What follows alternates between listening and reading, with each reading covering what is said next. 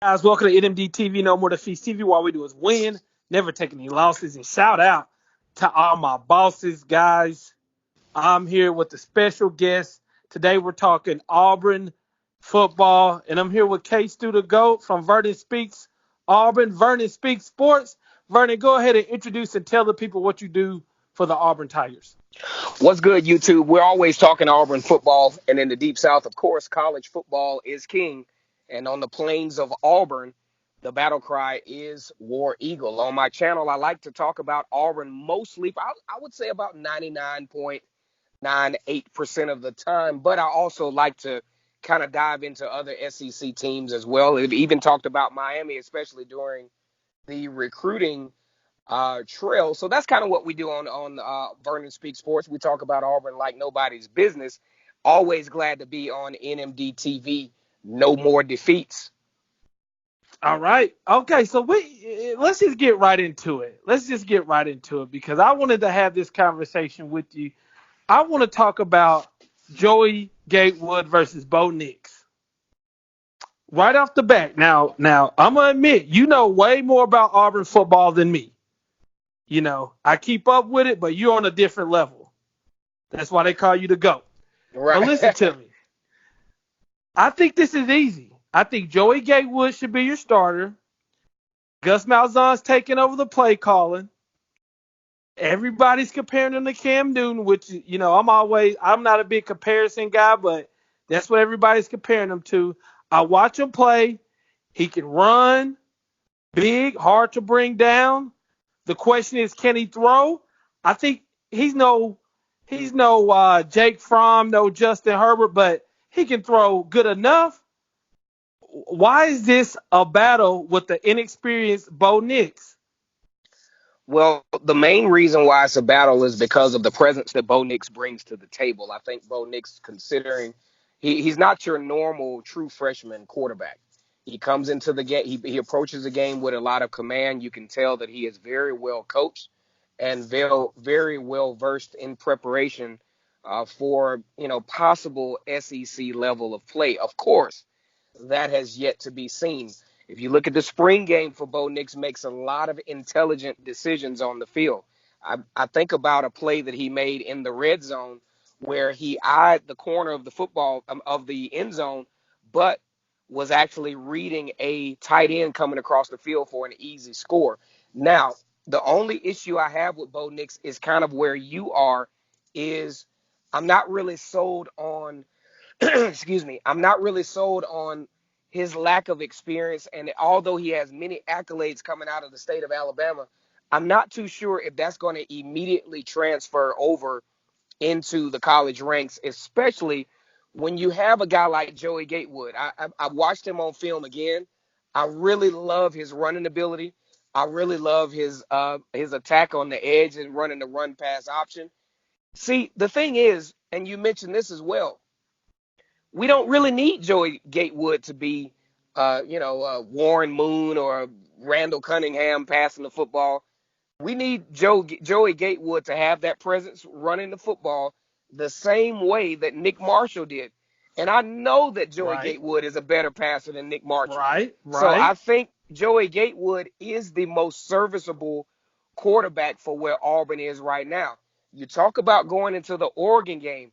It's going to be a tough ball game. Oregon is not your 2010 Oregon. This is a all but they're going to be an all but SEC kind of physical Oregon team.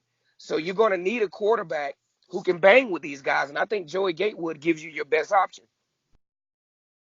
And of course I agree with you. I think Joey Gatewood all the way. But something you said that really makes a lot of sense when you talk about, you guys were able to do great things with Nick Marshall at quarterback. Like you said, Joey has to be a better quarterback than Nick Marshall. But also in the spring game, we got to look at when Joey starts to run the ball, that's going to open up passing lanes That's the because thing. That's what I'm talking about. go ahead and elaborate on that. Go ahead and And elaborate see, for me. that's the thing about it. If you look at Kyler Murray for Oklahoma, and you look at Jalen Hurts, you look at all these run pass option quarterbacks, they create passing lanes because of the disruption that they cause in the secondary and the outer tier of the linebacker position. And like you said before, those those items are going to create unnatural passing lanes. And for a guy like Joey Gatewood, you make a huge point when you talk about in a spring game, part of Joey Gatewood's MO is the ability to run the ball and to use his mobile ability to get defenses all balanced. We didn't get to see that in the spring game, but the coaches see that in practice. So that's why, in my opinion, you're probably going to see Joey Gatewood as your starter because his game was one dimensional in the spring game because they couldn't touch him. Okay, well, let's take a look at this then. We've just given 5 minutes of why Joey Gatewood should be the starter. What about the people that are saying Bo Nix should be the starter? What are they coming from? I mean, we know he's a highly touted prospect, but on the field, what are we seeing on the field with Bo Nix that says, hey, this guy should be a starter week 1 versus the Oregon Ducks? From his side, from the people who's rooting for him, what are we seeing and what are we saying on that end? A lot of folks who are rooting for Bo Nix are seeing a skill level that is uncharacteristic of a true freshman out of high school. Bo Nix has had a tremendous amount of success.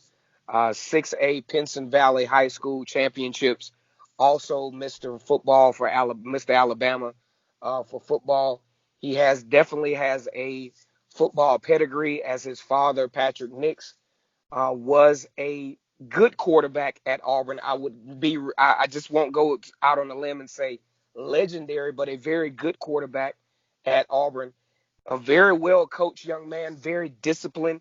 And let's just say if Joey Gatewood was not in the mix, Bo Nix would be an easy choice.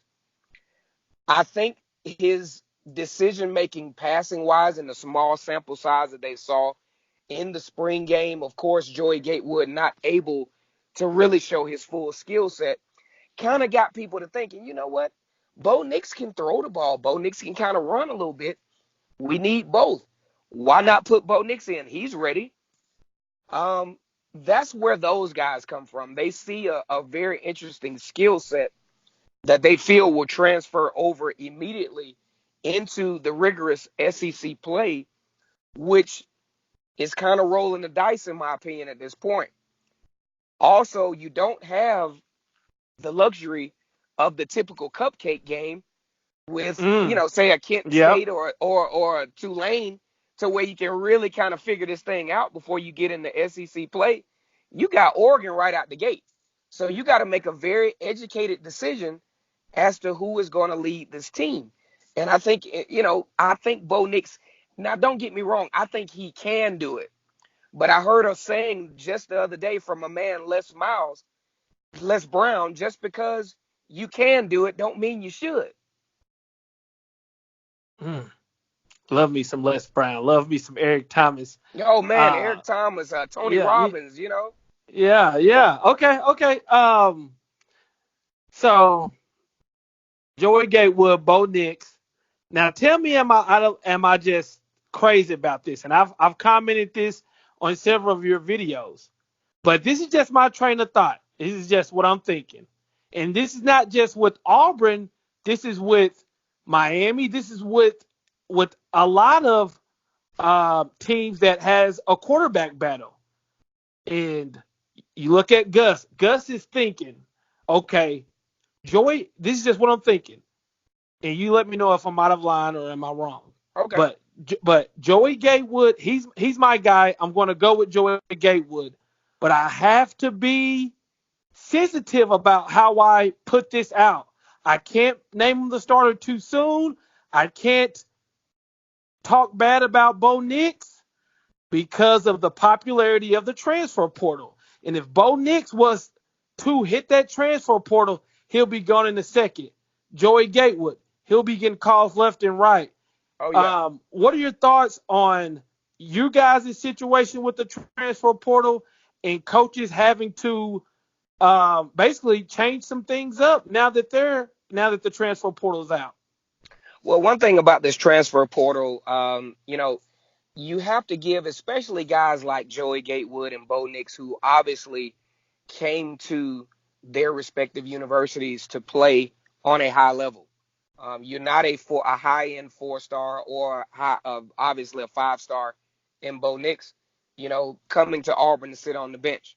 However, the players still have to understand the process as well.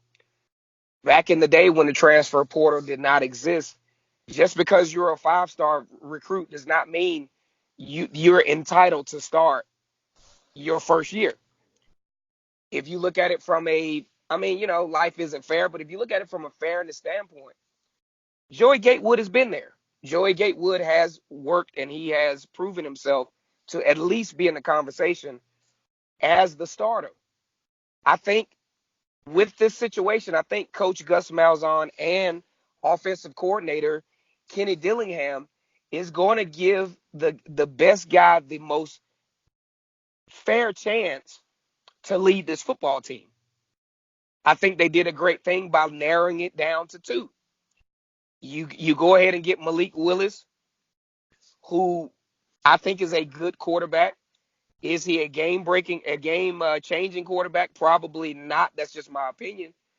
But go ahead and get that prospect, get that distraction out of the way, and go ahead and get started planning for the Oregon game. Now, I believe that the coaches have learned. I think that the first year, I think all the coaches across America have learned how to treat this transfer portal. I think it's going to open up the communication lines between coaches and players. I think in the end, it could be a healthy situation for both the coaches and players to give all the players who want to play on a high level the maximum opportunity to play. You look at Jalen Hurts, who goes to Oklahoma. He has the max opportunity to play, and Tua Tagovailoa. It's like it gives the fan bases a good chance to see high quality players not sitting on the bench. Well, do you think it's a possibility Joey Gatewood or Bo Nix could enter that portal I don't if they're think not so. named the starter? You don't I think? don't Why think not? so. Why Well, not? for one, I think if there's going to be a player to enter the portal, it would be Joey Gatewood, because Bo Nix, in my opinion, should not come into Auburn thinking, man, if these jokers don't start me year one, I'm out. Joey Gatewood, probably so, because he has a skill set to where he can play pretty much anywhere in the Deep South, in my opinion. And it's a team that'll scoop him up.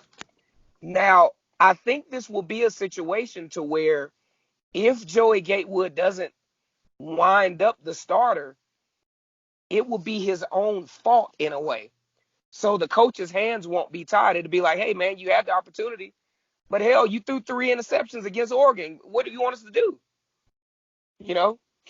So So that brings me to another question.